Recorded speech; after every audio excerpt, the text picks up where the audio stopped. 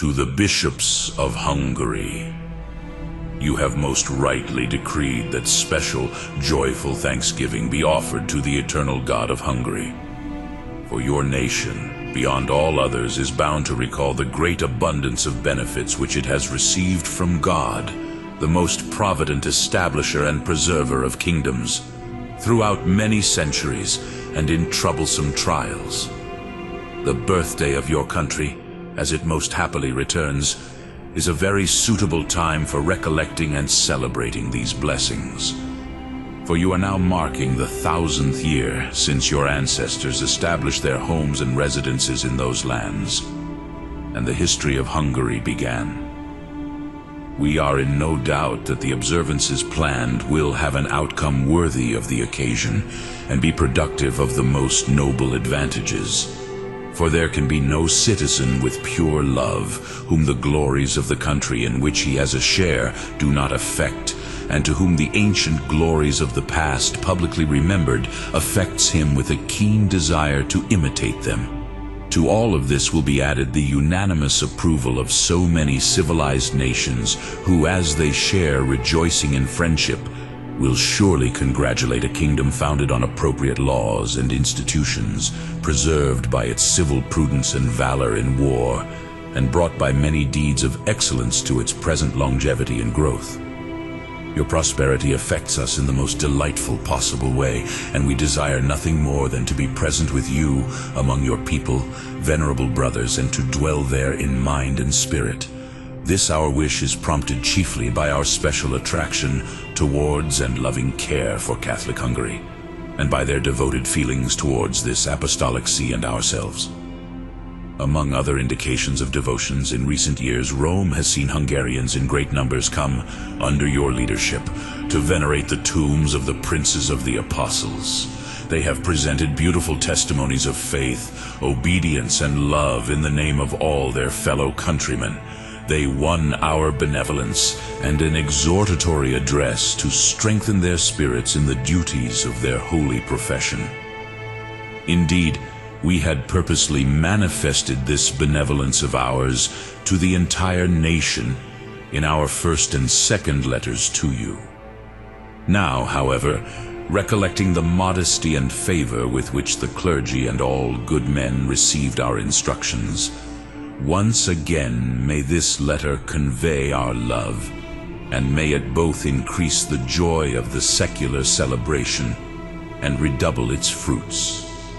In the preparation for your celebrations, the power of the Catholic religion as an excellent promoter of public safety and as the source or support of good things among the peoples shines forth. Certainly, as your wiser historians state, the Hungarian nation would not have held their occupied areas either very long or very prosperously unless the gospel had led it, freed from the yoke of superstition, to accept these well-known principles, to respect natural law, to do harm to no one, to be merciful, to pursue peace, to be subject to princes as to God, and to practice brotherhood at home and abroad. In a wonderful manner, the beginnings of the Catholic faith in your country were consecrated in the persons of Prince Giza and the leaders of the nation, especially by the efforts of the holy Bishop Adalbert, a man famous for his apostolic labors, and finally, his martyr's crown. Those beginnings, however, were the more remarkable in that, considering the times and the position of their territories, they lay dangerously open to the lamentable separation from the Roman Church, which was breaking out among the Easterners. What his father had begun, Stefan, a most exemplary Christian prince, persisted in and completed. He is therefore rightly celebrated as the chief pillar and light of your nation. He not only instructed it in the attainment of eternal salvation, but he also increased its extent and renown. Under that same prince, who offered and dedicated his scepter to the Mother of God and Blessed Peter, that exchange of deeds of zeal and duty between the Roman pontiffs and the kings and people of Hungary began, which we have already praised. A permanent symbol of this bond was the royal crown adorned with images of Christ the Savior and the apostles, which our predecessor Sylvester II sent as a gift to Stephen when he conferred on him the title of king, because he had greatly spread abroad the faith of Christ in your country.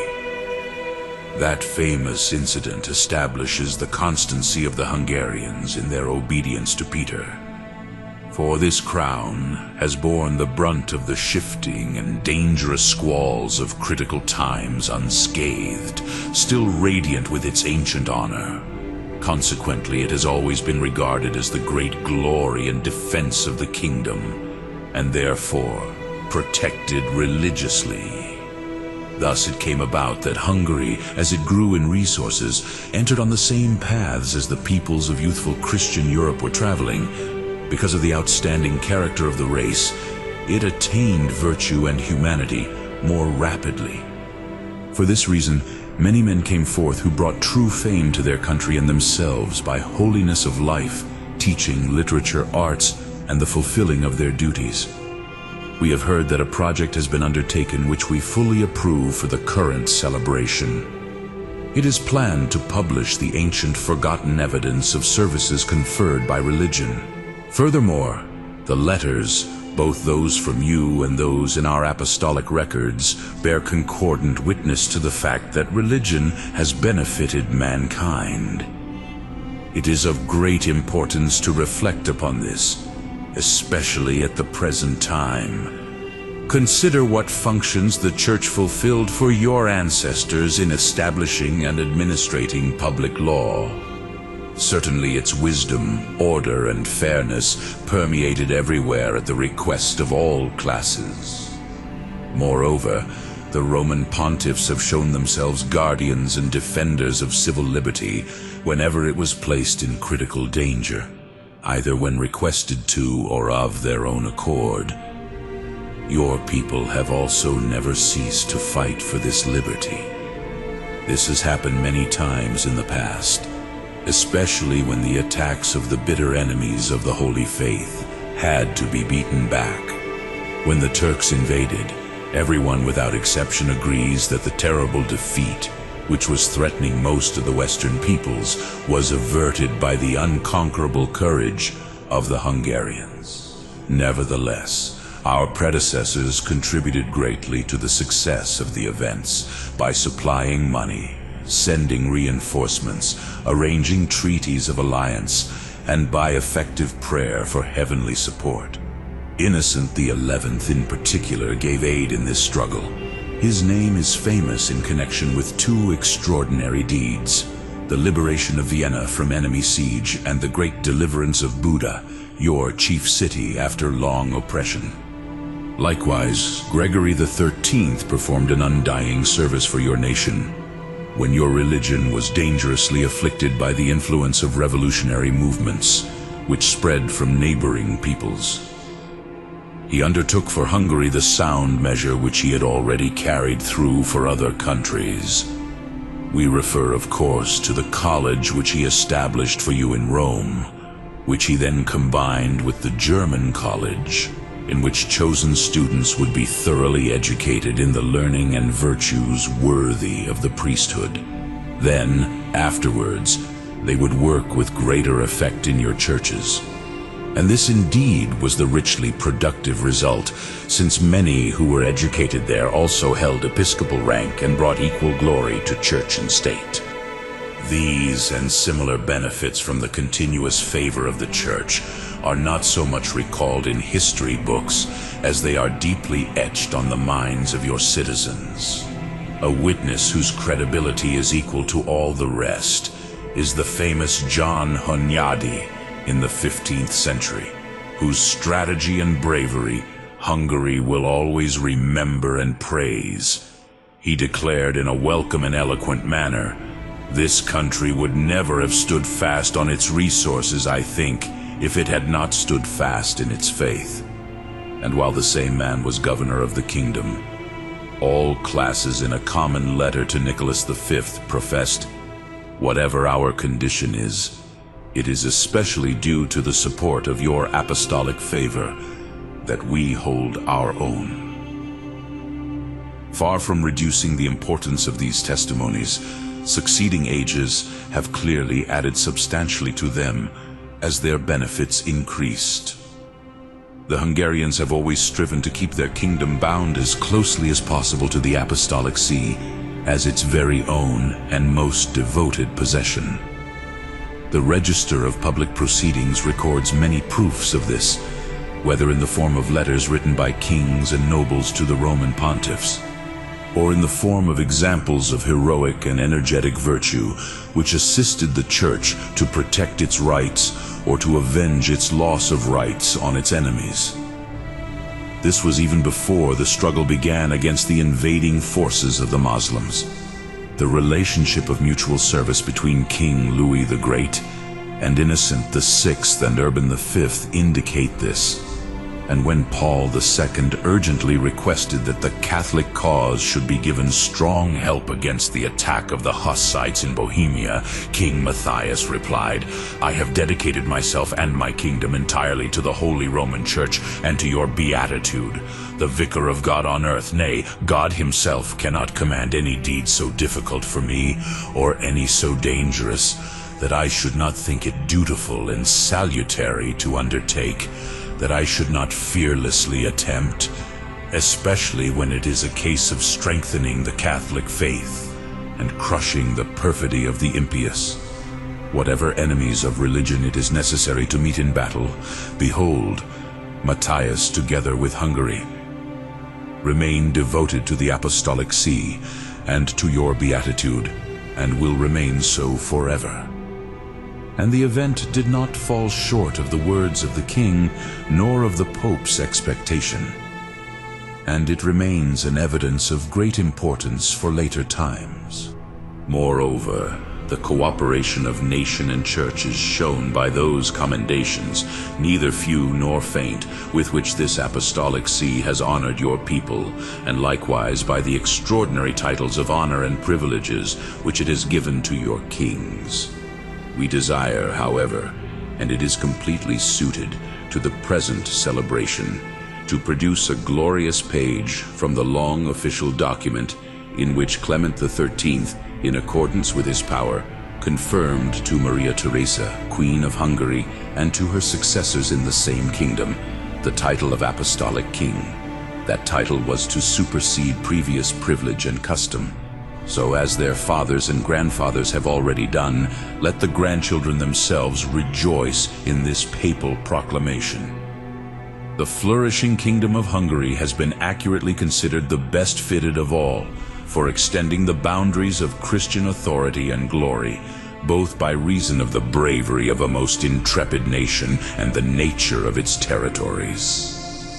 And indeed everyone knows the Hungarians' many outstanding deeds for the protection and expansion of our religion. They have often engaged in battle with terrible enemies, by blocking as with their own bodies the advance of the same enemies who were bent on destroying the Christian state. They wrested great victories from them. These famous events have been published in well-known literary works. But we can in no way pass over in silence Stephen, that most holy and brave king of Hungary, consecrated with heavenly honors and placed among the number of the saints. The imprint of his virtue, his holiness, and his bravery survives in your country to the eternal praise of the Hungarian name. And all his successors in the kingship have at all times imitated his beautiful examples of virtue. So it should seem strange to no one that the Roman pontiffs have always honored with great praises and privileges the Hungarian nation and its leaders and kings for their outstanding services to the Catholic faith and the Roman See.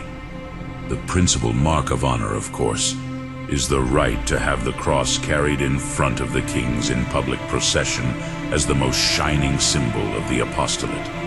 This is in order to show that the Hungarian nation and its kings glory only in the cross of our Lord Jesus Christ, and that in this sign they are accustomed always to fight for the Catholic faith and to be victorious. We greatly enjoy gracing your religious festivities with these recollections of famous men and their deeds.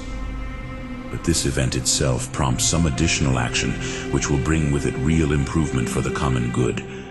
Hungary should reflect upon itself, and inspired by a consciousness of the nobility of its most religious ancestors, together with a knowledge of the present time, devote its efforts to worthy ends. The exhortation of the apostles certainly summons you, whatever your rank. Stand fast in the faith, act manfully and be strong. To this all ought to respond with one mind and voice. Let us hold fast the confession of our hope without wavering. Let us have no cause to question our honor. When we observe the tendency of this age as a whole, it is lamentable some Catholic men everywhere do not practice the Catholic religion as they should, either in thought or in action. It is also lamentable that men make Catholicism almost the same as the form of any other religion, and in fact, even hold the former in suspicion and hatred. It is scarcely any use to say what sort of act it is to reject with degenerate spirit this outstanding inheritance from their ancestors. Nor is it any use to note how much it is the mark of an ungrateful and uncircumspect mind, both to be unwilling to recognize the long-standing benefits of the Catholic religion and to neglect those anticipated benefits. In Catholic wisdom and doctrine, a power and effectiveness inheres which is thoroughly wonderful and works in many ways for the good of human society. Since it does not vanish with the passage of time, it is always the same and vigorous. In the same way, it is likely to be beneficial in modern times, provided it is not stifled. As to what pertains more nearly to your people, in former letters and similar pronouncements, we have denounced dangers from which religion should be protected, and we have proposed aids which would lead more suitably to its freedom and dignity. And since civil affairs cannot be separated from religious, we have been extremely eager to give our attention and help to the former as well, since this is clearly an integral part of our apostolic duty. For the frequent advice and commands which we gave you as your circumstances required, contributed not a little, as you rightly remember, to the public safety and prosperity as well. But if in this very people the actions of good men comply more strongly each day with our advice and warnings, why should we not embrace the hope which blossoms more abundantly on the occasion of this secular commemoration, and which foreshadows to a rapid fulfillment of all men's prayers? For surely all good citizens pray that by removing causes for disagreement, the Church will not be denied its proper honor. Then the proper honor of the state too will shine more brilliantly in alliance with and under the guidance of the ancestral religion. This will result in the authority of governments, the mutual duties of the classes, the education of youth, and many other matters like these maintaining themselves in truth, in justice, and in love. For on these foundations and supports especially, states depend and thrive. Not the least effective means of your enjoying this combination of good things, as your famous forefathers did, is to allow your feeling of piety towards the Roman Church to be inspired by their example, as under new auspices. The most honorable crown of Stephen will be borne on a set day through the capital city in an unusually solemn procession. This will be in the course of the public rejoicings for the dedication of the House of Assembly. Indeed, nothing is more closely connected with the glory of your nation and your kings, nothing so suitable to the right organization of civil affairs than that sacred symbol of royal power. But we anticipate that a twofold permanent result will arise without difficulty from this occasion. First, that among the nobility and the common people, obedient and faithful allegiance to the august House of Habsburg will be strengthened. That house has always worn this same crown, which was read on it by your ancestors of their own accord. The second anticipated result is that the consequent recollection of the very close relations of your ancestors with the chair of Peter, which are plainly approved and consecrated by this papal gift, may add firmness and strength to these same bonds. Let the illustrious people of Hungary know, however, that they can and ought to entrust themselves completely to the authority and favor of the Apostolic See. This see will never forget their famous deeds for the Catholic cause. It retains and will continue to retain its former disposition of forethought and maternal kindness towards them. If up to now we have helped you, may God help you to prosper even more. During this celebration in particular, may He be concerned for your apostolic king, for the nobility, for the clergy, and for the whole people, and may He make them abound with those good things which He has Himself promised to nations and kingdoms which preserve justice and peace. And may your great Lady Mary be concerned for you all likewise, together with Stephen and Adalbert, who are apostles and heavenly patrons of your kingdom. Under their salutary protection, which your forefathers experienced, you rejoice in more abundant fruit as the days go by. We add a special prayer with the greatest love. May all the citizens whom a single love of this country inspires, and whom this occasion of public thanksgiving joins in a brotherly fashion, be bound together someday by one and the same faith in the blessed embrace of Mother Church. You, however, venerable brothers, continue as you are doing watchfully and attentively, so that you deserve well of your people and the state. Receive, as an auspice of divine rewards and as a witness of our special kindness, the apostolic blessing, which we impart most lovingly to each one of you, and to the whole of Hungary, the 19th year of our pontificate.